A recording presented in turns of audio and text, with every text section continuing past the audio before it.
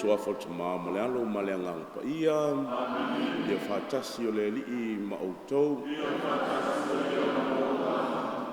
o falofo faatalofa i lelei aso fou ia fou pea ia so uma le alofa ma le anga lelei o le tua alo o tatou ulufale ma tatou tuvae fo lelei vaitausaga o le fagafulu le uluaʻi aso sa ia o le tatou faigamalanga ma le tua tatou te asiasi ai vaipanua uma o le soifuaga i le gata i le tino a o le agaga foʻi ma le mafaufau tatou ou foʻi luma o le tua saunia ma tapena ai i tatou auā le tatou faigataulaga ma na oga ma mea uma o loo faapena ona tatou tatalo ai le tua ia faafualoa le soifua o lona nuu faamanuia saa ma le ligi i kalesia faamaniaga ina ia faapea ona tatou folau pea i le laafa ia ma le latasi tatou te tiu ai i le tua ma lona alofa ma lona agalelei ia i tatou lenei foʻi vaitausaga o le fagafulu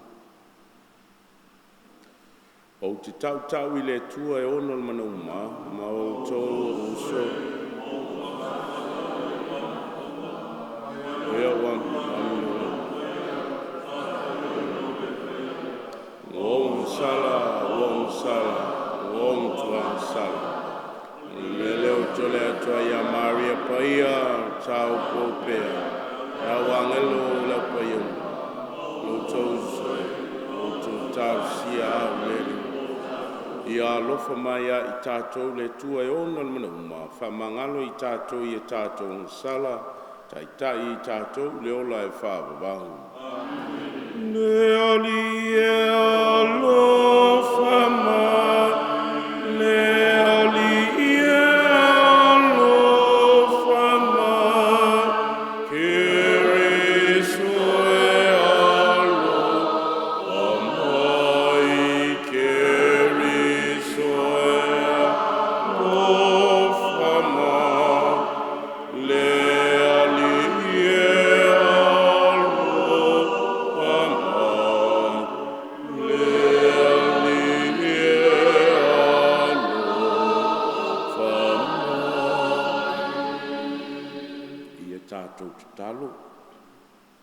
le tamae ono o le mātou tausiga o le fagafulu fesoasoani mai ia matou malamalama i le uiga o le maliuma le toetua o lou alo ia e aʻoaʻo mai i matou ina ia taʻi ala lenā uiga i o matou olaga o le matou talo le ala atu lou matou li iesu keriso lou alo le soifumpu o le faatasi ma oe ma le agaga paia o le tua mo le faavavau lava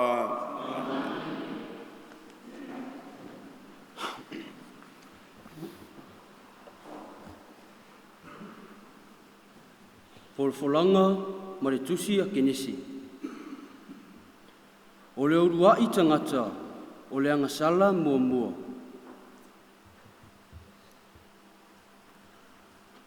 Ona faia lea e le alii le atua o le tagata i le efuefu o le elieli. Ma ua manava i ona ponga isu o le manava ola. Ona avea ai lea o le tagata ma tagata ola.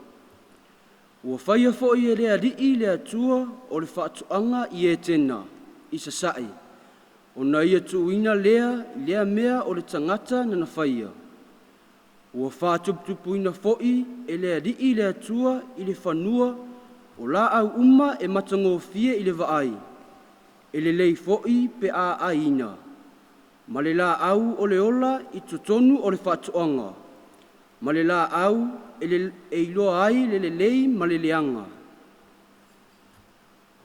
Ua sili le ata mai o le ngata i manu uma o le vao, nana faia e le alii le atua.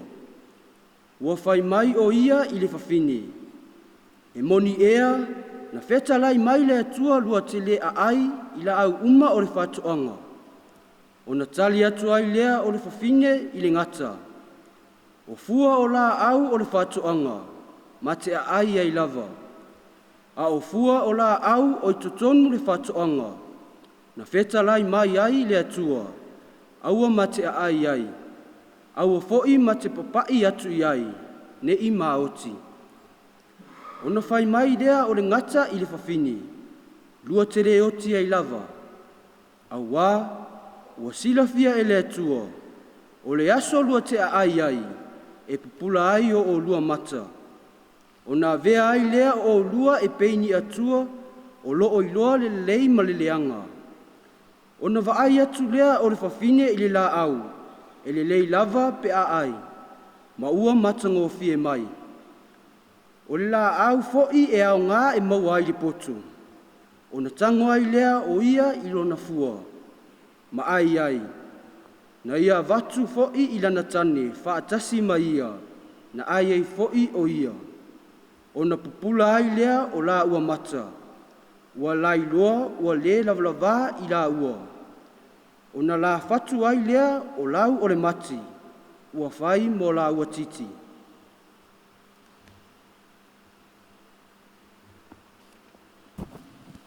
O le upu a le ri.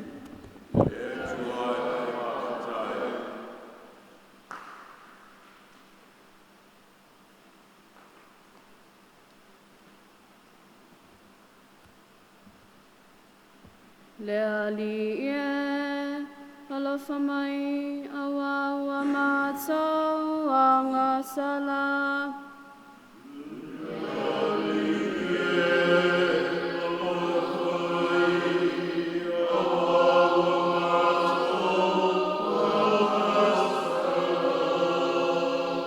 Le atua e, ia alofa mai a te au. E tu salava maloa alofa, e tu samale tele aloa alofa muti muti vale. Ia e solo ia se au sori tula fono, ia e matua fulu mai a te au ila ua mio leanga, mai e whama mama ia te au ila uanga sala.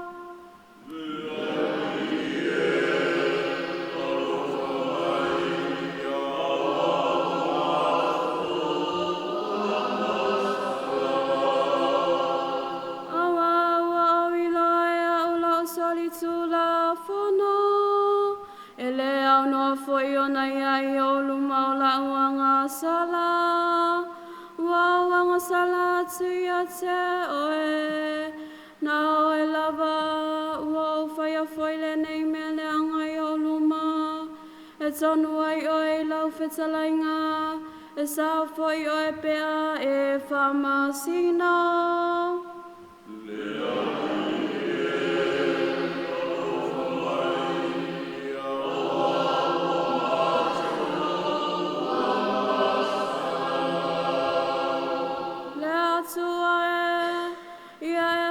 Sela tama mama mai e fafo ina sela tama wisonu ya te au awa tela faina we oluma awa foi e te avese ina lawanga ngapaia ia te au.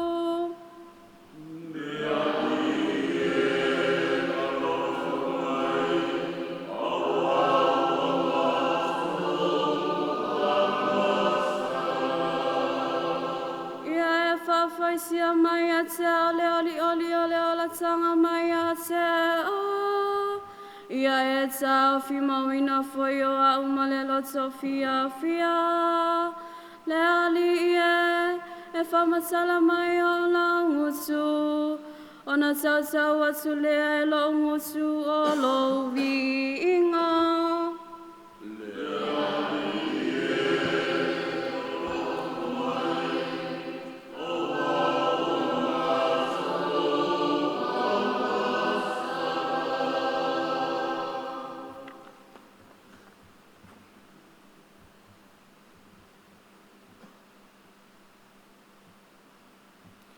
Forfolanga mai le tusia roma. O sisi lava le alofa tunoa, ina ua whatele ina le angsala. O le nei foi, whapei ono o mai le angsala I le lololangi le tangata e tōtasi. O le oti foi ona o le angsala. Ona o mai nea o le oti le tangata umalava. A wā angsala umalava. Awa sa le laulangi lang sala wo o yona po le tulafono. E le tausalaina pe le ai se tulafono. Pe itai na malo le oti. Talu ia a tamu e o ia mose. O lava i le na le angsala e pei o le so tulafono a tamu. O le fatu salava o le amaliu mai. E le pei o la angsala le mea e whafowina mai. A wā a whai wōti le tōtele le angsala le tōtasi. E whasisi lava le tōtele le alofa tūnoa o le atua. Ma le mea fo aina fua mai o le alofa tūnoa. O le tangata e tōtasi. O Yesu Keriso lea. E le peo le tōtasi na angasala i le mea na fua aina fua mai. A wā o le angasala e tasi le whasala. E o ai le sala. O le angsala e tele le mea fua aina fua mai. Na ia ta wā mi o tonuina. A wā a whai o le tōtasi na malo ai le oti le angsala a le tōtasi. E sisi lavan o na malo maola e le maua le fua i fua mai o le alofa tūnoa. A toa ma le mea alofa o le amiu tonu lea. Ona o le tōtasi o Yesu Keriso. O le nei foi, whapei o na whasalaina o tangata o malava i le angsala e tasi. E whapea foi o na tau amiu tonu ina o tangata o malava i le amiu tonu e tasi. La tau te olai. A wā a whai o na avea mangasala o le tōtele le ana i le tangata e tōtasi. E whapea foi o na avea ma amiu tonu o le tōtasi le ana o le tōtasi. O le upu o le li.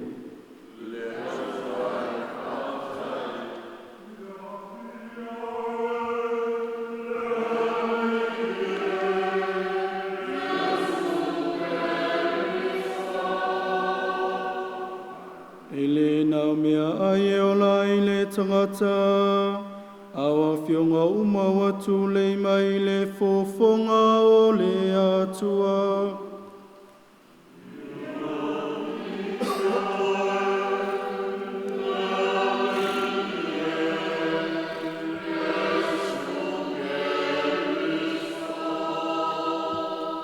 Ia fatasi le lima auto.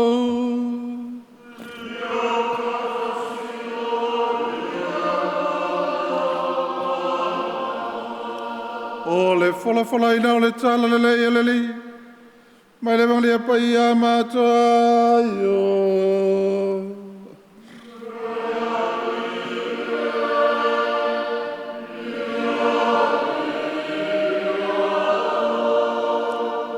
Fala ina Yesu i po e whanga fulu.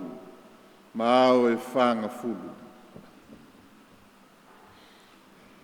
Ona ave ina e lea o Yesu i le vau e le anganga, ina ia whao so ina e le tia apolo. Whala ina ia i po e whanga fulu, mao e whanga fulu. Muli ane, ona fia tau mawha ai lea o ia. Alu ane lea ia te ia o le whao so o whape mai.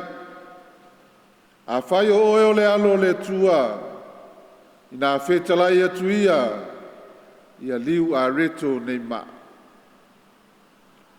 Tali atu ai lea o ia, ua tusia, e le na o mea e ai e ola ai le tangata, a o awhionga uma e tu lei mai i le fofonga o le atu.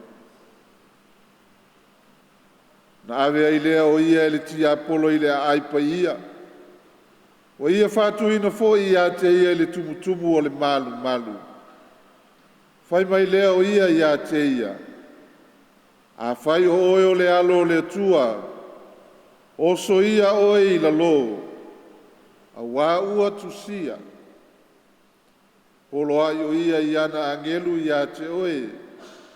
Lātou te ave ia te oe i o lātou lima. Ne i tu ia lo vai i se ma. Petala ia tu Yesu ia te ia. Ua tūsia foi, aua e te tofu i le ali i lo atua. Na toi ave leo ia le ti apolo i le maunga matua mau alunga. Ua ia whaali foi ia te ia malo uma o le lalolangi mo lato matango fie. Ona whai mai ai leo ia te ia. Te watu nei mea uma ia te oe, pe a whai e te whapa ma ifo mai ia te a. Pe talai atu leo Iesu ia te ia, ina alu ese ia oe satani, a wau atu sia, te ifo atu i le ali ilo watua, o nao ia lava e te au na iai. Tua i lea o ia le ti Apolo whauta foi, o mai angelu, ma au na mai ia te ina.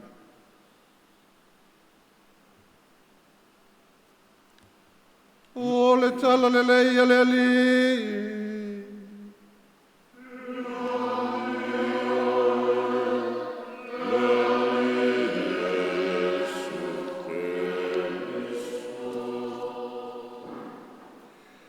Tātou le whale le newa i tau sanga tāua o le whangfulu.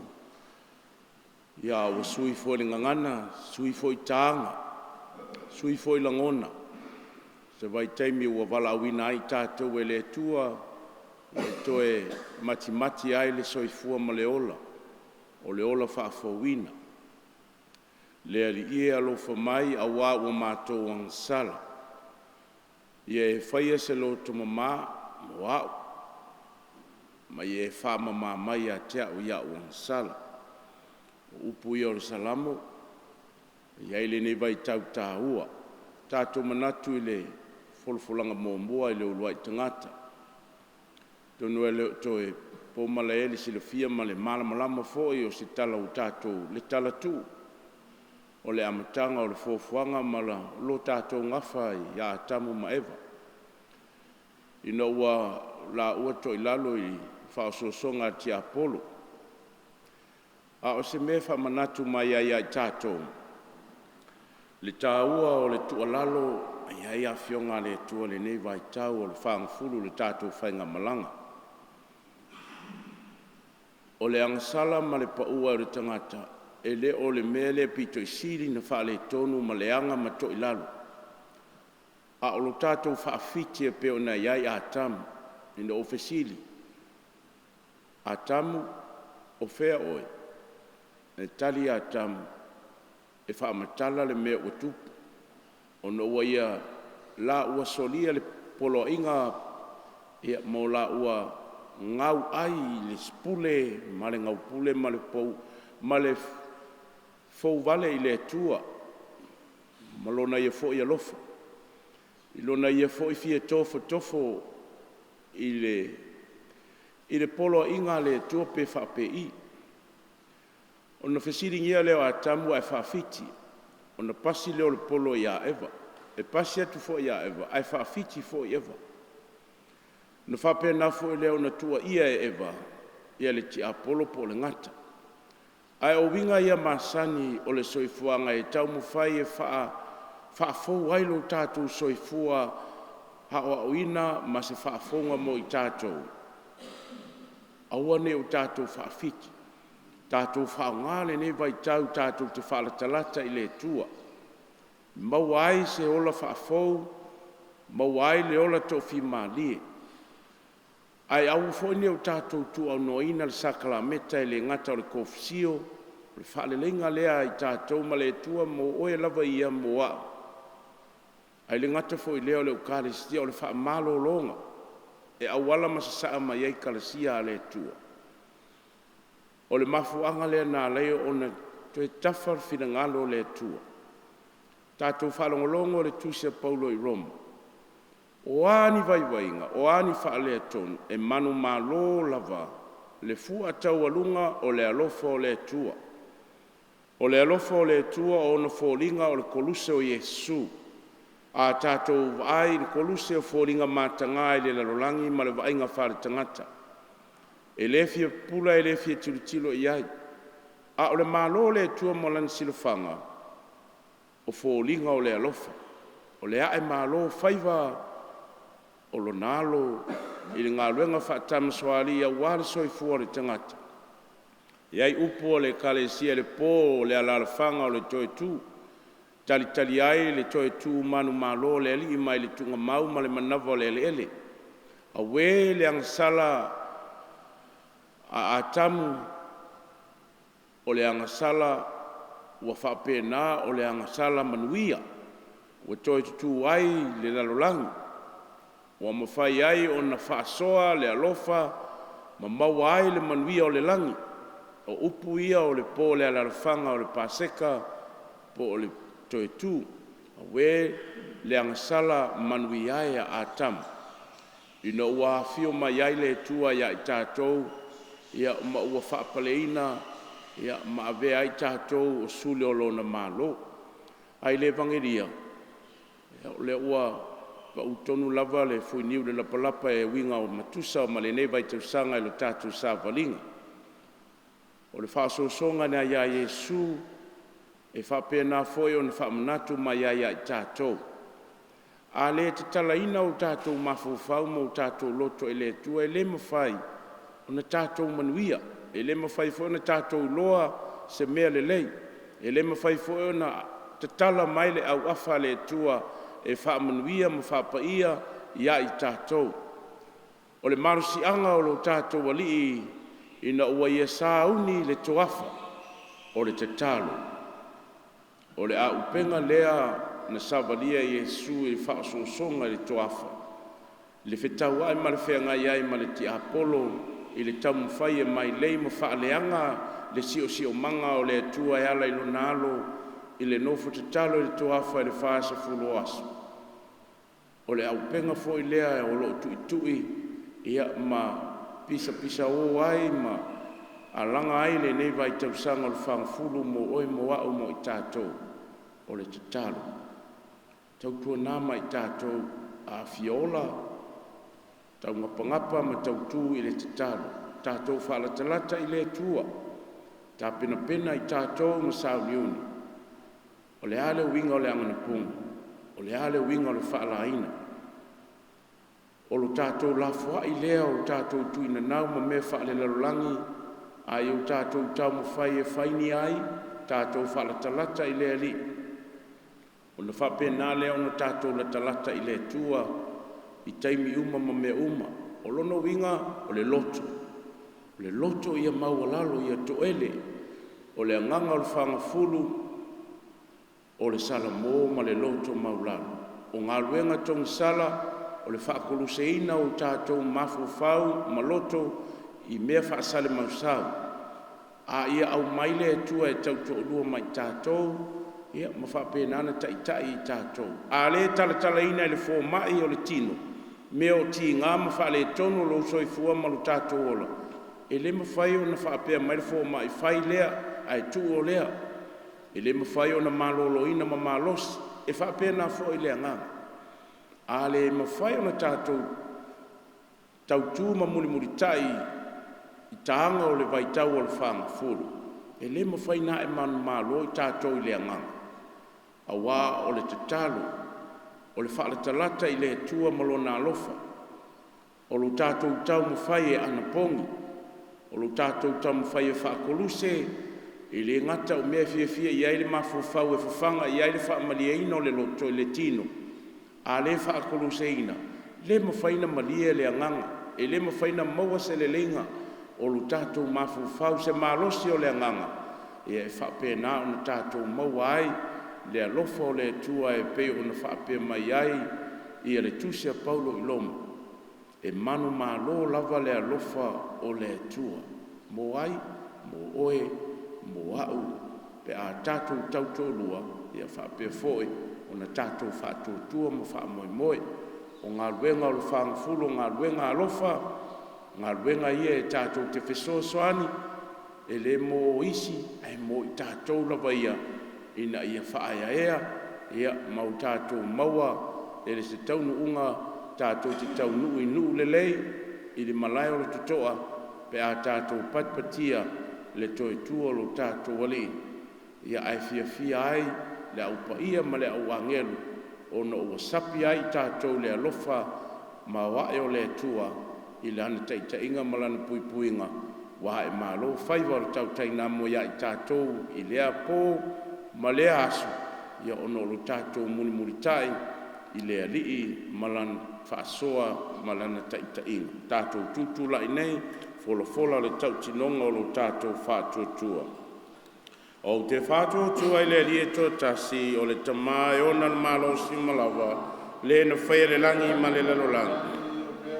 vaia me ua le vaia o te faatuatua i le alia tuatasi o iesu keriso le alo e tuatasi lava o le atua le whanau tamā au le whaia se mea tasi o le atua mai le atua o le malamalama mai le malamalama o le atua moni mai le atua moni whanaua ai le whaia e winga tuso ia martamā o ia foi na whaia ai me umalava o i tātou tangata malu tātou whāritanga na awhio i fo ia mai le langa ngā le angang pa ia na liutino tangata o ia le tau po o Maria wawe ai o ia mtangata o i tātou na whākulu se ina ai o ia a o pula Ponsio Pilat na maliu ai mwhare lau as a o le astonu ntoe tua ai o ia peo na tusi ai tusi na fio ai o ia langi maolo fio o ia lo autam tau e ato e fio mai o ia le mamaro e whamasino ia e ola mai wot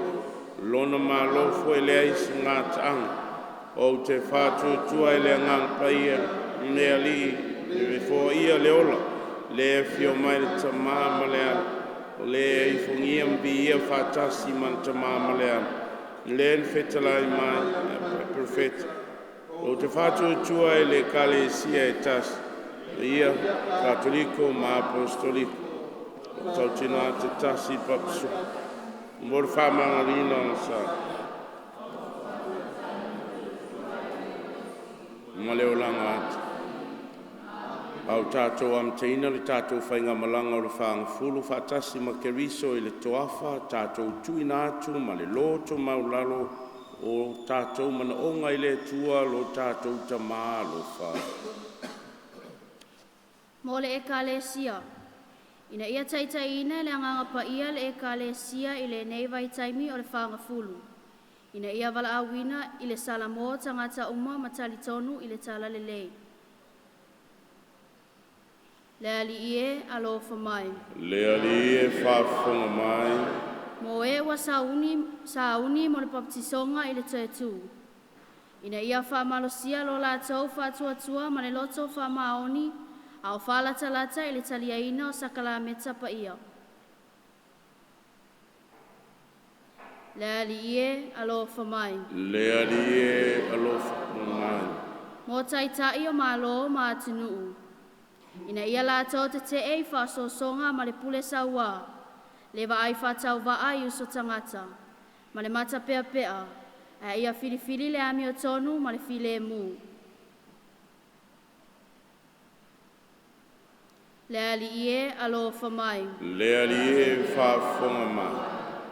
Mo e o whea ngai ma whaasosonga ma tofotofonga. Ina ia maua lo la tau to anga ma wha moe moe i a keriso. O le na manu malo i whaasosonga i le toafa. Le ali ie alofa mai. Le ali ie whafonga mai. Mo tātou a inga. Ina ia tātou wola i le tatalo, le ana pongi, ma le alofa whasoa. Ma ia maua lo tātou li liu ese o tātou loto mai le leanga. Ai foi i le atua. Le ali ie alofa mai. Le ali ie whafonga mai. Mo e mamai ma e mawhatia. Ia lātou langona le alofa ma le whamalolonga a le atua i o lātou mawhatianga. Le ali ie alofa mai. Le ali ie whafonga mai. Mo e ua maliliu. Ina ia lātou maua le ola e whaabavau e ala ia keriso. Le a tamu fou, ua manu malo i le angasala ma le oti. Le ali ie alofa mai. Le ali ie whafonga mai. Le tamalo whai. Wina mai lo walo e la vea i mātou mai le angasala i le nei vai taimi pa ia ma le mamalo le whaanga fulu. Fo ai mai le alofa tu noa ina iau mātou furi tu ai mai le angasala. Ai ola mausitai lo whinangalo. Ola mātou talo le alati a keriso lo mātou wali le whāwavau lava.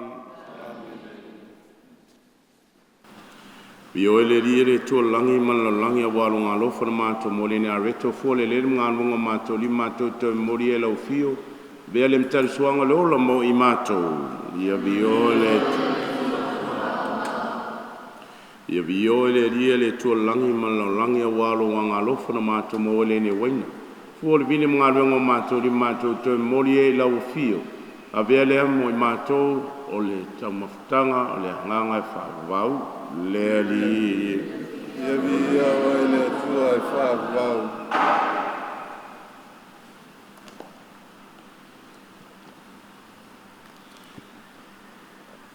o tali leia la tatou taulanga le tua le tamaiona le mana uma ia talia le nei tau langa mai unima mori inga mamano nga foi moi tatou lona e kalesia pa ia ato amene le rie so soani mai nei o mātua o ngā mori atu ia atu e nei mea lofu. Nei taulanga, ia avea nei taulanga o se so soani e sui ai o mātua o langa o le mātua talo lea la atu i le suafo Iesu lo mātua li whāvavau lava, ia whātasi lea li i mautou. Ia whātasi o ia malona. Nā sia e o outou loto. Mātou sia i lātou i le li. Tātou whāwhata i lea li o lo tātou atua. E tomu maua tau lea. Le te mao le tua soi fua e whāvau e olu malo si malava. Lo se misa mtanga whaia e moi mātou whāwhata i atu e lātu i a Iesu ke riso lo mātou wali. O lan whamatelaina o aso whangfulu, whapaina aile ni vai teimi o le vai tūsang pa ia o a mionga pūlea. I lana te enga o tōwhtuwhonga o ti Apollo, wa wina aia ia i mātou e langa ese ia i mātou lava le wha tafunanga lilo le leanga. Ma ia whapena o na mātou a wailana tali suanga whapaseka ma le loto mamaa. Se ia o ina o mātou o atua i lona whātau unga o le langa, o le nuu o le wholofola. E ia ine o na mātou a wai whātasi māngelo le au paia uma. A o lātou suina la lātou pese whaitu māua lovi. Inga e pa ia. Aia le li le tua. Tumulangi malalani. O le vina i lea pitomu. Ia manuia le fumai le suafo le li.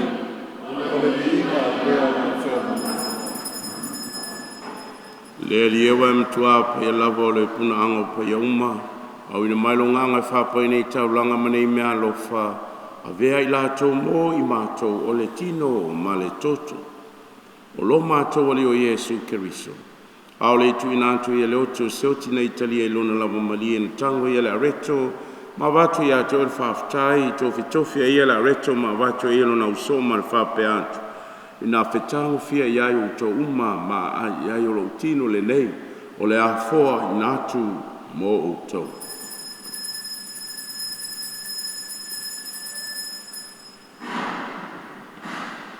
Mai an tau mawhtanga, tango ia leipu na watu ia te o le whaftai ma le vinga. Watu leipu ilo na uso ma le whape atu. Na whetango fia iai o to uma mo feinu ma iai o leipu le ne o lo toto. O le toto le whenging fō ma le whavavau. O le a whamani ngine mo tongtunga tau mo le whamangaro ina o sala. I o to whaia le nei sao ninga o le whamanatu o jatea.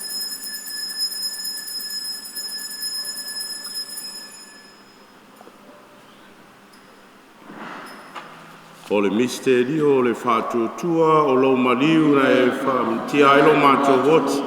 O lo toi tu, toi fuatai ailo mātou wolo. Ne ria Yesu.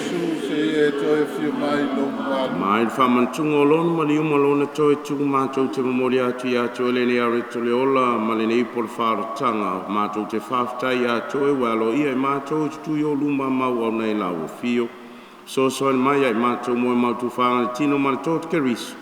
Ia whātestasia mātou mawhtanga e tasi ele ngangpa. Ia le ali ia mana tuolau e kāle si ele laulangi atoa. Ia mātou wola ele alofa whātasi ma lio sulfalo mātou tamapa ia. O mo seselo mātou i kupo le itua ngisale au whaitofi uma whapelo nei nu mai lātou umala. Toi fuata ina mo lo malo.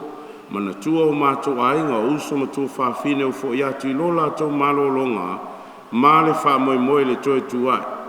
Ia e talia i lātou whātasim tāta malili uma le mala malamo o lau o fio.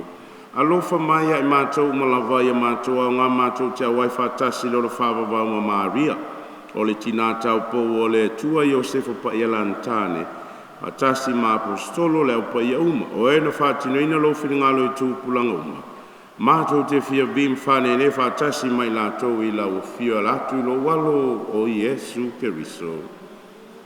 Le te mama manai o no ia whātasi mai ia na ia te ia le mawhtanga male angang pa ia. O le vi inga male mamalo a tō wai lau fio i le whāwabau lava. Amini. Polo inga whaola o whamausali ai ala ia o pa ia tātou whātonga toai ma le loto whātau nau lo mātou ta mā o le langa. Nei o lo sua. Yo mai lo malo ia whai alo whiunga. Ni e whai mai a te mātou le no mātou mea ai tau. E whamangalo ia te mātou ia mātou. Mbeo i mātou whana mātou whamawana.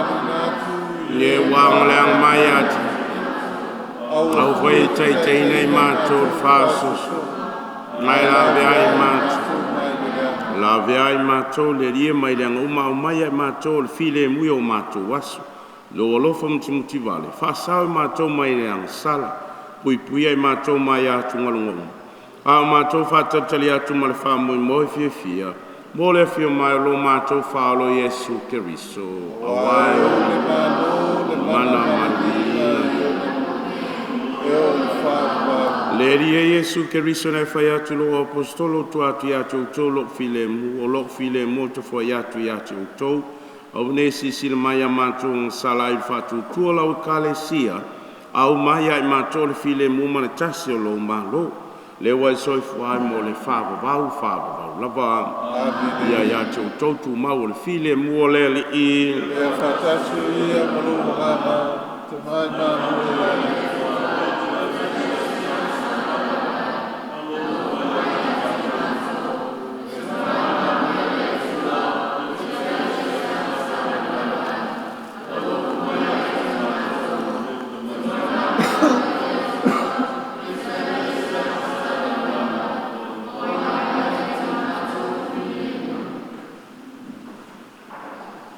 Auto Iesu Keriso le alo le tua o le tamai mamo e le tua o le nā te vai seang sala le langa.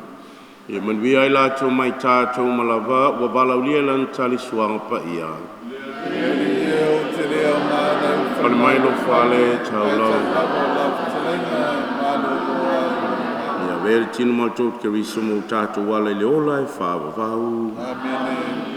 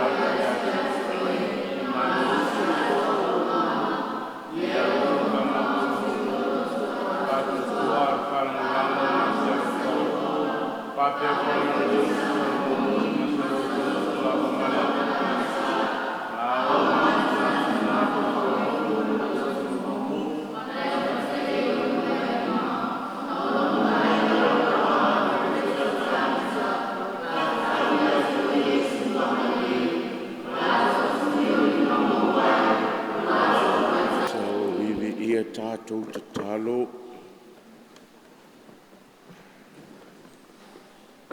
Le te mahe ia e whataleina lo mātou whatutua ma lo mātou whamoe moe.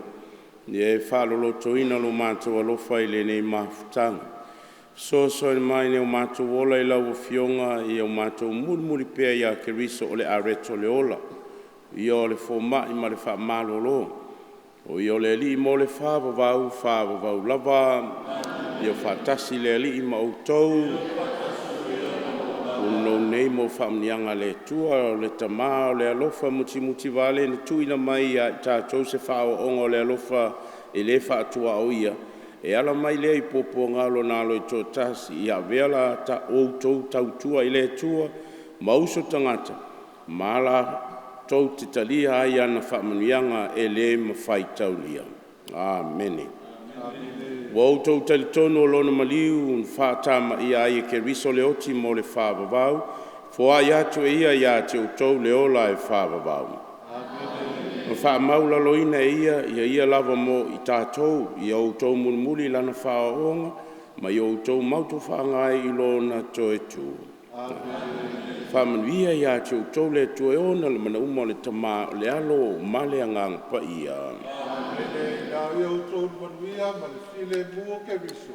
Le tuai whawhetai.